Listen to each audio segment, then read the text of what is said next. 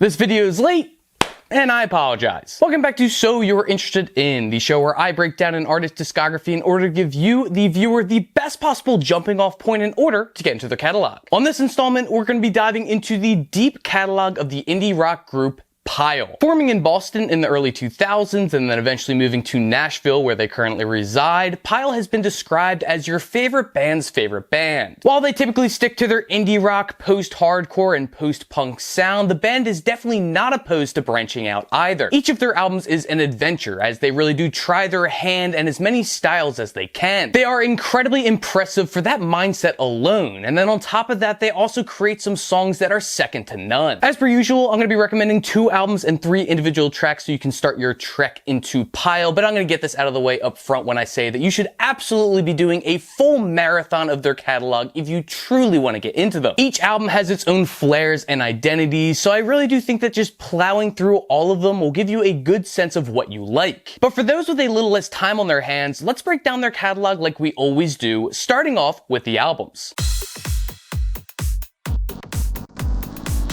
The first Pile album to check out is their 2010 release, Magic Isn't Real. A much heavier project than many others in their discography, Magic Isn't Real is blow after blow of catchy post-hardcore tunes. The song Came As a Glow is a great example of this, with its bitchin' riffs and energetic vocals. Everything about this cut is chunky and huge, becoming larger than life in some of the sections. And despite its gruff exterior, it's actually soft to touch, making it perfect for new listeners. Another approachable track is Levy, a bangin', punchy song that is angry as hell. It's a very inventive punk tune that will absolutely grab your attention and pull you in for some serious headbanging. Finally, you should be paying attention to Don't Touch Anything. This is an epic of a cut featuring the closest thing to soaring guitar riffs that you're gonna get on this LP. Rick McGuire's vocal performance here is top tier, hitting each note with the proper amount of power that is needed. The weaponization of their power is the central concept behind the energy within Magic Isn't Real, and for that alone, I think it's worth giving a spin. Next up, be sure to check out their 2019 album, Green and Gray. Going against the louder and more rambunctious style of Magic Isn't Real, Green and Gray finds bliss in serenity and emptiness. The entire soundscape behind this record is borderline slowcore, punishing every heavy note that is played. The song Your Performance is a nice mix of noise rock and post-hardcore, really relishing in every percussion slam. Also, I hope I didn't scare you with my slowcore comparison, because this song is definitely more lively than the majority of slowcore songs out there. Basically, if you like heavy hitters that breathe in between each note, then Your Performance is going to be right up your alley. And I would say the same thing goes for a song like A Labyrinth with No Center. Almost a return to form for Pile, this thing throws a lot at you, from random post-hardcore barrages to sections that nearly drown out the instrumental entirely. Personally, I think it's the chaos within that allows A Labyrinth with No Center to truly shine. Then there is Lord of Calendars, which I'm only adding in here because that thing frickin' bangs. Again, straying from their slowcore path, this thing features some insane singing and even better drum work. It's yet again another convoluted construction, jumping around like crazy between the ranging instrumental sections. Trust me, you will not end up in the same place that you started off at with this one. One final song I would like to touch on is Hiding Places. Now, this is the slowcore song y'all have been waiting for. It's deeply personal and touching, allowing McGuire's vocals to be the driving factor for the majority of the song. And just like many of the songs on this LP, this 7-minute cut is unpredictable, albeit not as unpredictable as some of the other songs mentioned. There are so many things I could say about this track, but one thing that I will mention is just how good the guitar tones and riffs sound around halfway through the listening point. It's just,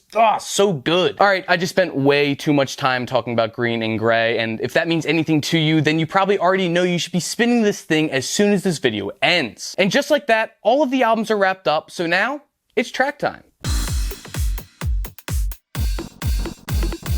The first Pile track to listen to is Fidget from the 2009 album Jerk Routine. Right off the bat, you're going to see a vast difference in tone and attitude in compared to everything that I've talked about thus far. Fidget is slow, methodic, and utterly deliberate, with each additional instrument serving a strict purpose. A lot of this song is barren, but don't you sweat it, they are building to something. Of all the different Pile eras, I think Jerk Routine, and more specifically Fidget, is interesting and definitely worth listening to. Another fascinating track is Prom Song from their 2012 LP, Dripping. This thing has a little bit of everything in here, from its lowest lows to its explosive highs. This is euphoric post-hardcore at its finest, with each passing note bringing you ever so close to the hair-raising guitar solo at the end. I like to compare this music to when a cat does one of those like really big stretches. I don't know, it just looks like it feels good, and it's kind of how I feel when I listen to Prom Song. I know, weird comparison, but I do stand by it. Last but not least, let's talk about the song Rope's Length from their 2017 record, A Hair Short of Purpose. I've talked a lot about this band's expertise in crafting songs, but I gotta admit, a lot of them pale in comparison to Rope's Length. Fuck man, this thing is brutal. It's contemplative completely throughout, utilizing its low ends as much as it can. There's a late rumble that never seems to cease under the instrumental, keeping things on edge. It's goddamn good, and it hits all the right buttons. You really should check out all of A Hair Short of Purpose, but at the very least, you should definitely listen to Rope's Length. Before we close this video out, there are a couple of tracks that I would like to mention in rapid fire succession because Pile just has so much frickin' music. Some of those songs include Slug from Demonstration, Hot Breath from You're Better Than This, It Comes Closer from All Fiction, and Special Snowflakes, which was originally a 7-inch, which is now on the compilation record Odds and Ends. And that will conclude my video covering the band Pile. Links to all of the albums and tracks discussed here will be located in the video description box below. Scroll down even further to the comment section where you can let me know if you liked any of the albums or tracks that I picked in this video. You can also suggest any artists you'd like to see covered on this channel. Just know that I do have a backlog built up, so if I don't get to it right away, it's nothing personal. I'm probably working on it. And I guess I can finally tease that I am putting out a fan suggested one in the next week or two, if I'm not mistaken. It is a bit of a larger video, so I'm still kind of working on it. And the best way to find out about that is by subscribing to this channel, so you can see shows like So You're Interested In twice a week, along with a show called Stacks of Wax, where I go through my record collection A through Z to show off some of the cool piece of vinyl that I own. And that just about does it, aside from my usual reminder to go and support your local record store if you're able to, especially this upcoming Saturday because it is Record Store Day. Go check it out if you can, and also make sure to support the local artists in your area. And,